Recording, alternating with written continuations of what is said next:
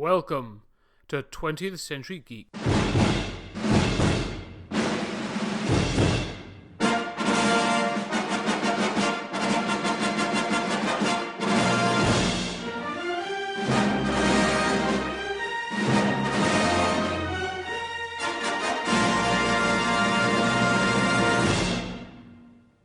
Ladies and gentlemen, welcome to 20th Century Geek. I'm your regular host, Scott Weatherly, and today we're donning the cape and cowl for the first of our in-depth reviews of iconic Batman stories. We're doing this as part of the celebration of 80 years of the Caped Crusader. Throughout the year, I will be picking Batman stories that stand out and digging into their place in the Batman mythos, comic history, and whether they are still relevant today.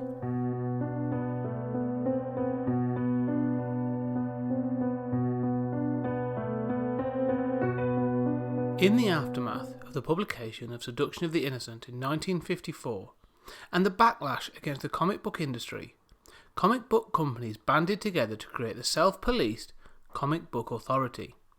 This organisation worked to set an agreed standard regarding the depiction of violence, horror and figures of authority. Within a couple of years of its starting, a number of popular characters had gone through a shift in tone. While Batman had already started to shift to become more child-friendly in the early 1950s, by the 1960s the Batman comics were adhering to all the rules.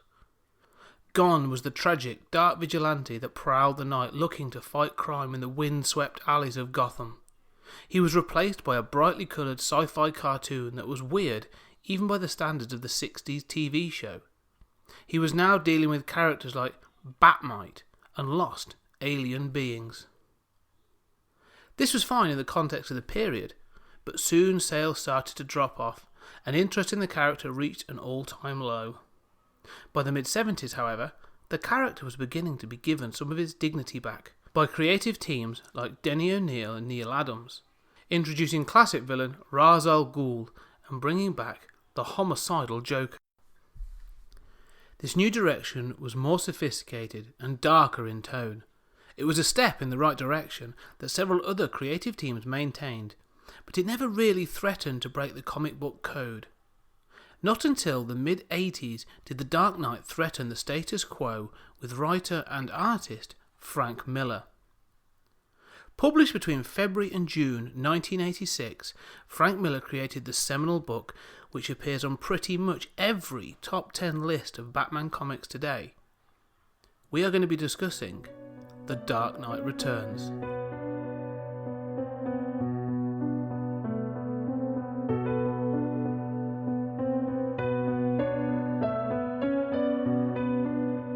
I should warn you up front, this episode is going to contain detailed spoilers for The Dark Knight Returns. Having said that, let me provide a synopsis of the plot. Bruce Wayne, retired Batman after the death of the second Robin, Jason Todd. 10 years later, Gotham City has fallen further from grace and become more overwhelmed with crime and is now plagued by a violent gang called the Mutants. Boiling with pent-up frustration, Bruce lives the life of a bored, middle-aged millionaire. However, following an encounter with two mutant gang members in the alleyway where his parents were murdered, the frustration and resentment boils over, and he once again feels the need to don the cape and cowl. At the same time, former criminal Harvey Dent is presented to the public fully rehabilitated and physically healed. Following a news conference, Harvey vanishes and a bandaged Two-Face appears on the scene again. Meanwhile, an aging Jim Gordon is being forced out of office to be replaced by young Captain Yindel. She has a sterling record and a mission to see that the return of Batman is short-lived. The path of these three collides when Two-Face threatens to blow up Gotham's Twin Towers unless he is paid $22 million. During the fight, the police are incapacitated and Batman confronts and defeats Two-Face. Emboldened by this victory, Bruce grows more comfortable back in the role as Batman. The mutant gang problem is getting increasingly worse. During his investigation, Batman discovers that a United States Army general has been selling the mutants military-grade weapons. When confronted by Batman, the General confesses and justifies his actions by saying he needed the money to help his sick wife. However, faced with the consequences, the General commits suicide. Having stemmed the supply of weaponry, Batman moves on to confront the mutants, and especially their leader.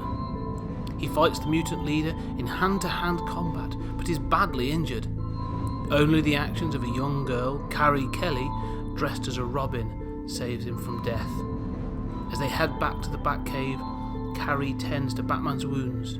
Injured but not broken, Batman faces up to his defeat and decides to allow Carrie to become the new Robin. The mutant leader is still threatening to unleash his army on the city, so the mayor tries to negotiate with him, with deadly results. Knowing that he has to defeat the monster, Batman and Carrie infiltrate the gang's ranks and spread a rumour that the leader wants an assembly. With all the members of the assembly, Batman confronts the leader again, this time more prepared. The fight is still harder than Batman expects, but he is able to defeat the leader and show that he is the strongest in Gotham. Without a leader, the mutant gang splinters, and a number of the gang members, inspired by Batman, take the name the Sons of Batman. Batman's recent adventures have also reached the attention of a catatonic Joker. He has been unresponsive for almost 10 years, but reports of the Dark Knight bring him out of his self-imposed lock-in. He convinces the doctors at Arkham Asylum that he is sane and deserves to be released. To demonstrate his sanity, he appears on a late-night talk show. Neither Batman nor the police are convinced by the Joker's sanity. The police are in the studio in full force, but Batman cannot let this stunt go unattended. When he arrives, the police attempt to take him in, and a pitched battle ensues. Meanwhile, the Joker releases a cloud of Joker venom, killing the studio audience, and escapes. He heads to Selina Khar's apartment and forces her to plant special lipstick with the power of suggestion on 2 of her prostitutes, who are being sent as escorts for a congressman and the governor.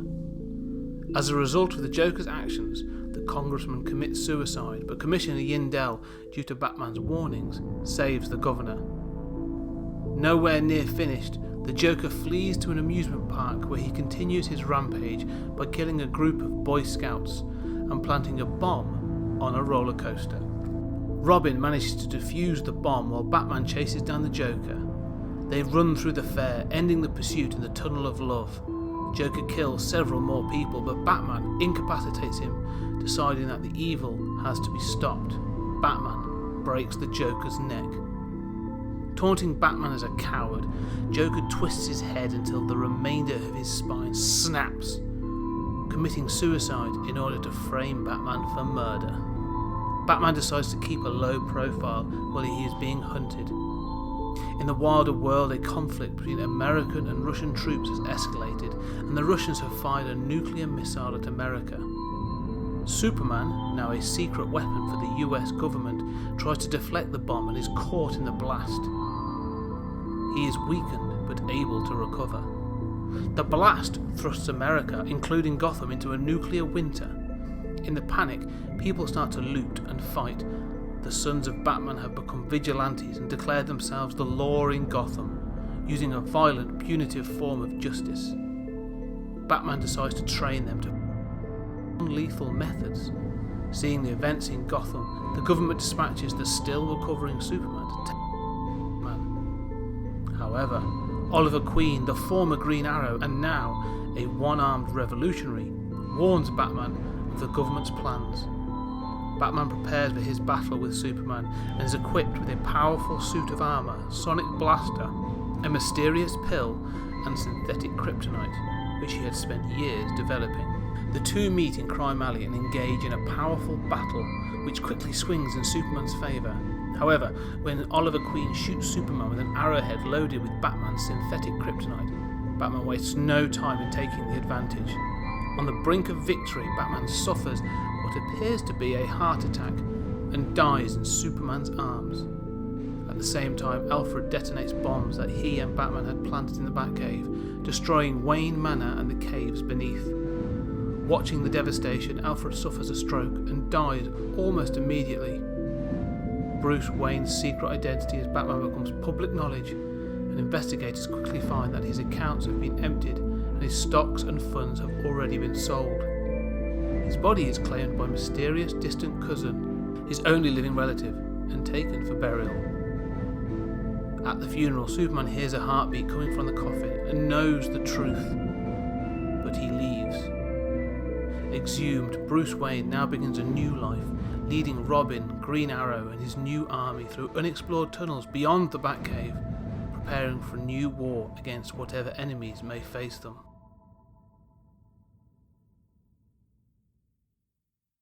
Now that we've run through the plot, I want to take some time to analyse and review the comic. I'm going to break this analysis into several sections. First, looking at each book individually, then at topics that come up throughout the series, such as politics, the book's art, the representation of the media, and if the book is still relevant. I should also state all opinions in this review are my own and of course open to challenge and further discussion. Book 1, The Dark Knight Returns. In the opening issue, the journey of Bruce Wayne and Harvey Dent run parallel. Both have reached a point in their journey where they could have the best possible lives, but circumstances push them back to the darkness. Harvey is pushed into the public eye by his overbearing and glory-seeking doctors. Feeling pushed, he rebels against possible and perceived humiliation. His growing fear and frustration make him believe that being Two-Face is the only way to deal with the world. We also find that Bruce has sponsored his treatment and wants him to succeed. This isn't wholly altruistic. He needs Harvey to succeed to prove that it can happen and that he is doing the right thing with his life. For Bruce, Batman is his inner demon, the thing that allowed him to deal with his grief, fear and regret, lashing out at the ones he always perceived as responsible for his parents' murder. In this universe, at least at this point, his mission is not completely noble and altruistic. Batman is his catharsis, his way of working through his issues. He has spent 10 years not being able to vent these emotions. His returning to the Cape and Cowl is a midlife crisis, running across the roofs making him feel vital and young. Bruce reminds me of Rocky in Rocky Balboa. He's losing all the people around him, his world is dying and he needs to react against it, the only way he knows how. For Rocky it was to step into the ring one last time. For Bruce, it's to don the costume and prove that he can still strike fear in the hearts of criminals. These two men spiral through their downfall, and when they eventually meet, we learn that Harvey doesn't see the cured, normal face of Harvey Dent. He sees a fully corrupted face that was the dark side of Two-Face. At this point, Bruce acknowledges his own behaviour when Harvey demands he tells him what he sees, and Bruce simply replies, "A reflection." This is the turning point for the rest of the book. He's no longer just doing this to make himself feel better. He is now committed to this course, regardless of how it will end. This issue also introduces Harvey's doctor, Dr. Wolper. I believe that the way Miller depicts him represents his feelings towards the pop psychology fad of the 1980s. He's pompous and self-satisfied, with no grip on the reality of the situation and willing to put the villain as the victim. I think it's even possible to interpret Wolper as a version of Dr. Frederick Wertham, the man who kickstarted the comic book witch hunt of the 1950s. His reaction to Batman is a replication of Wertham's reaction to comics. He declares the Batman is the antagonist, a terrible role model and the result of large, violent social circumstances. This is a debate that is raised throughout the book and is something I'll come back to later. Book 2, Dark Knight Triumphant. While the mutants have been a part of the story since the early pages of the first issue, by the start of the second issue they are brought to the fore. The mutants have been an ongoing problem and they represent a pure version of the chaos that Batman has been fighting his whole career. So it's inevitable that he would face off with them. When he does take them on, for the first time, it's with the arrogance and self-belief based on his age and experience. The older statesman coming in to teach them a lesson. Think Stallone in The Expendables, or Neeson in Taken, or any other aging action star. This hubris is his own downfall. Batman is known for going in prepared, but when he first takes on the mutant leader, he underestimates him as much as he overestimates his own ability and condition. The beating he takes is a wake-up call and affects him physically and mentally. At any other point in the previous issue, Batman would not have taken on a Robin, knowing what had happened to Jason Todd. Taking on a Robin here highlights his need for support, and him understanding that he isn't able to do this alone. However, it highlights the question of why he would allow a child to get into that position. He knows how dangerous the job is, what happened to Jason, and has no way of judging Carrie's abilities at that point. It's a risk, and again highlights Batman's continued hubris and believing that he is always right. Also, Batman makes a further mistake of judgment when he returns and finally beats the mutant leader. He believes that cutting the head of the snake will kill it, but this isn't what happens. Society doesn't have a better option for the gang members, and so they splinter into more groups. If Batman had thought it through, he would have provided a better option for them. This leaves an unresolved consequence for Batman to deal with later. Book 3, Hunt the Dark Knight. We learn in the first issue that the Joker has been quiet for 10 years, with some of that time spent in a secure facility. In fact, he's been quiet since the departure of Batman. So this answers the question, for this version at least, that the Joker is a response to Batman appearing so many years ago. This is reaffirmed when he comes out of his catatonic state and highlights the love he holds for Batman by referring to him as darling, a sign of affection and satisfaction that his life will have purpose again. It's like an abusive relationship. I mean, this relationship has been dealt with a number of times, most recently, and brilliantly in my opinion, by Scott Snyder in Death of the Family in 2013, and Sean Gordon Murphy in Batman White Knight in 2018. The Joker's action in the lead-up and during this issue are all about working to achieve a position from which to antagonise Batman, to get his attention. He is manipulating Dr. Wolper using the Doctor's victim position established in issue 1, again showing Miller's opinion of psychologists. When the Joker kills all the people in a public audience, Batman and the police are as culpable as the Joker. The police are at the location and spend all their energy trying to bring down Batman and haven't provided the right level of enforcement to protect and help people evacuate. Conversely, if Batman had not arrived, the police would not have been distracted and been able to protect at least some of the people in the audience. The Joker escapes and is chased down by Batman, and Miller wants to hammer home the relationship by having the final showdown take place in the Tunnel of Love, at an amusement park. This confrontation is topped off by the Joker killing himself when Batman has been fighting the urge to do so for years.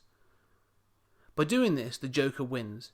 He does the one thing Batman could never do, depriving him of the satisfaction and closure, while also framing him for the murder and making him a true criminal in the eyes of the police.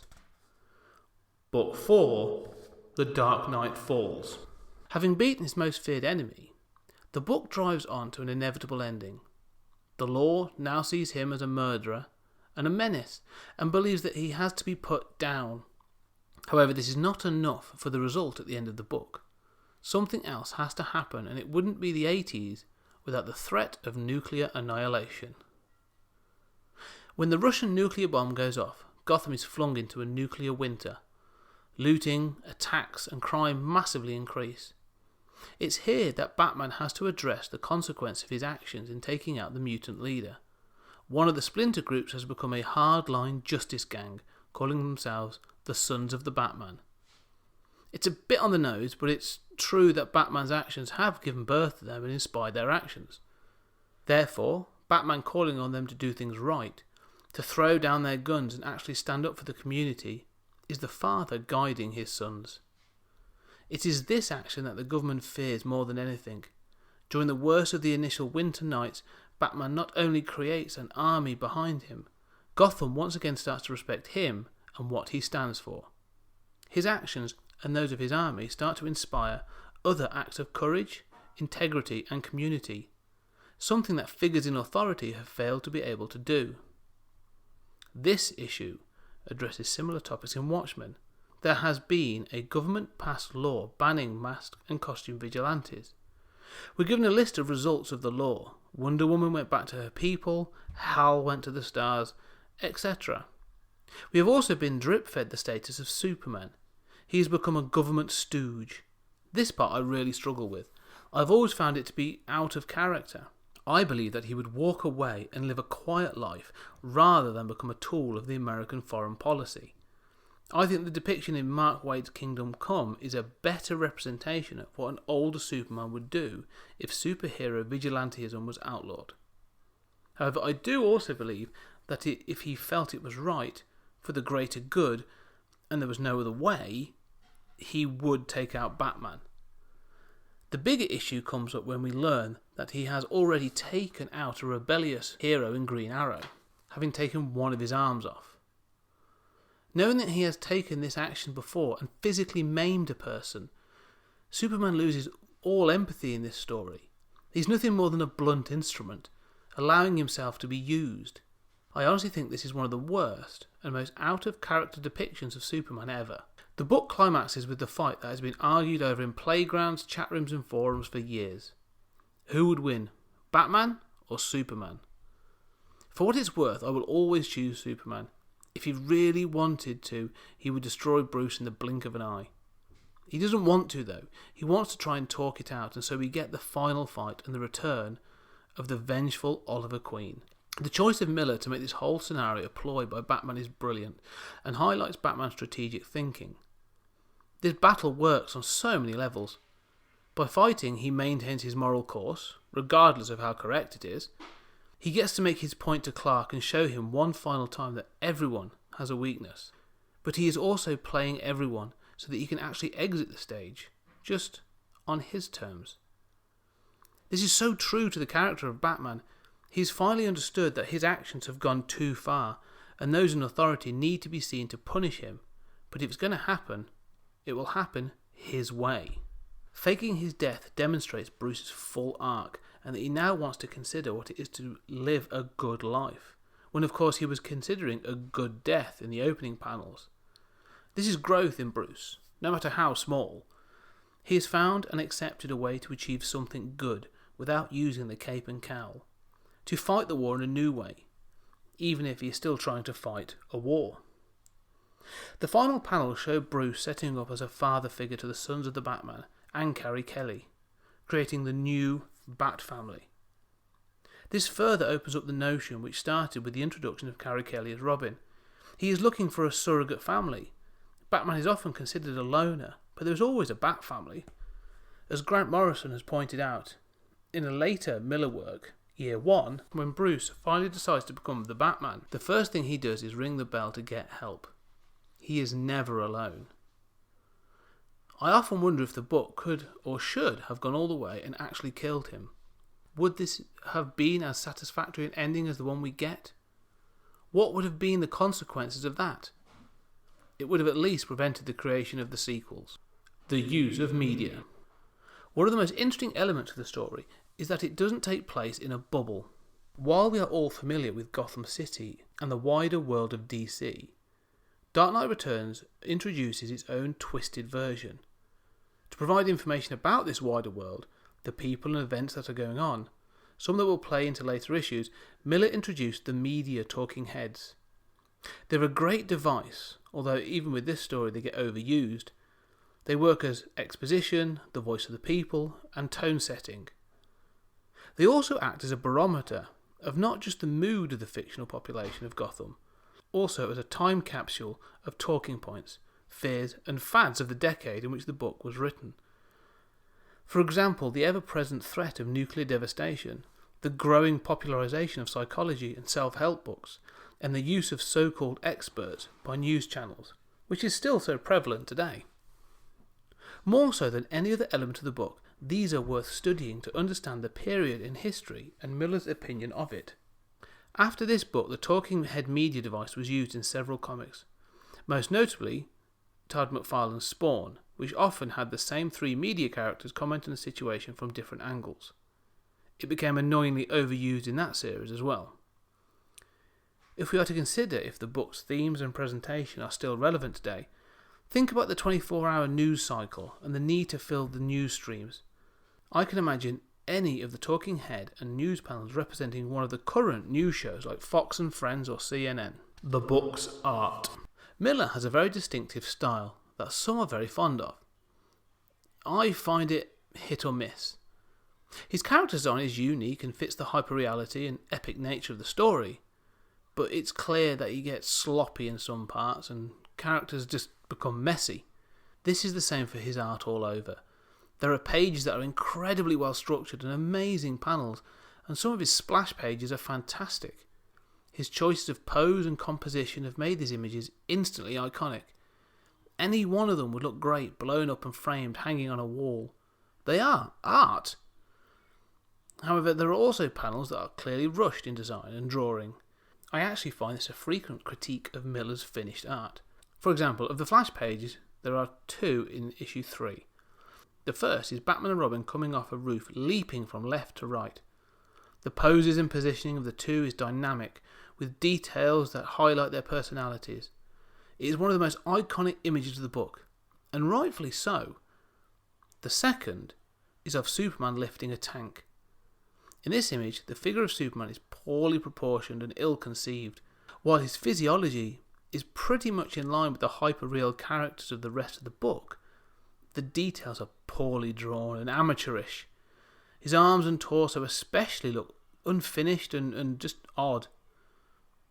I understand that not every panel will be a masterpiece, but if you're going to do an introductory splash page of a character, especially one like Superman, you really need to be bringing your A game. Overall, I think the art is distinctive. It's a good part of why the book works so well.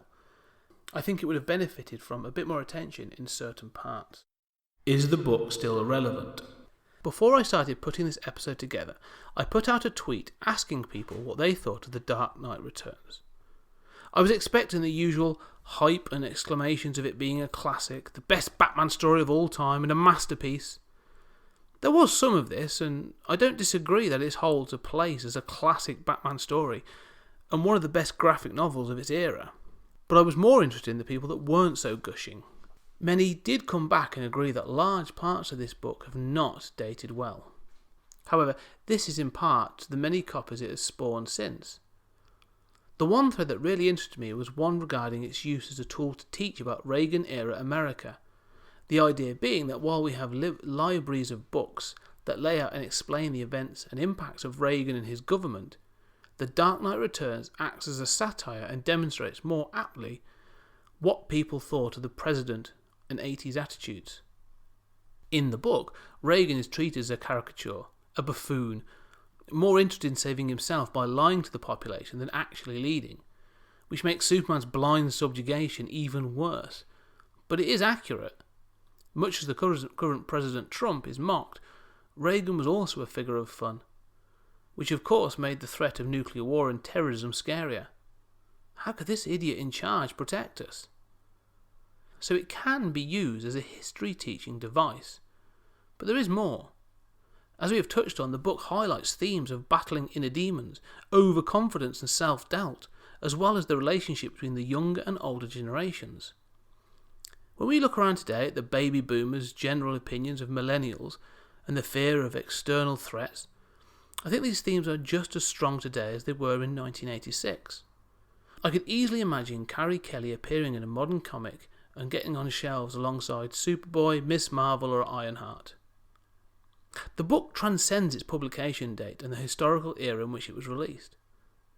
More than the history, the book comments on the human condition, the need to deal with the issues that burn away at us, whatever they may be, the questions of whether our moral compass is set right, and whether we are doing the best thing to help those around us, the need to be useful and respected for the work we have done and leave behind a legacy that proves we have lived a good life. While I think the presentation and structure are a product of the 80s and have not aged as well as some other works, the content, themes and impact of the story are still incredibly strong. This book appears on so many top 10 lists for a reason. It still speaks to people on different levels and gets them talking.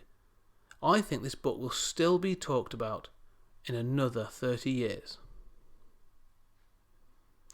Okay, well there we have it for For what it's worth, that's my thoughts on The Dark Knight Returns. I'd love to hear what you think. Do you agree or disagree with anything I've had to say? Do you have your own interpretation? I'd love to know. Please get in contact. So, let me know. Also, let me know which other 20th century Batman stories from page or screen you think I should do during the year. Get in contact by email. That's 20thcenturygeek.com, or Twitter, Facebook, Tumblr, all using @20thcenturygeek. I'd love to hear from you.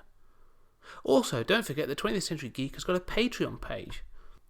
I would love to say that I'm a billionaire playboy by day and a podcaster by night, but unfortunately it's not the case. So any donations made are hugely appreciated and all get funneled into making this possible. If you'd like to show your appreciation for the podcast, tell your friends about it, or leave a rating or review on Apple Podcasts, because it helps the show be more visible and we can spread the geek love to new listeners. Thank you again, and I will be back, same bat time, same bat channel.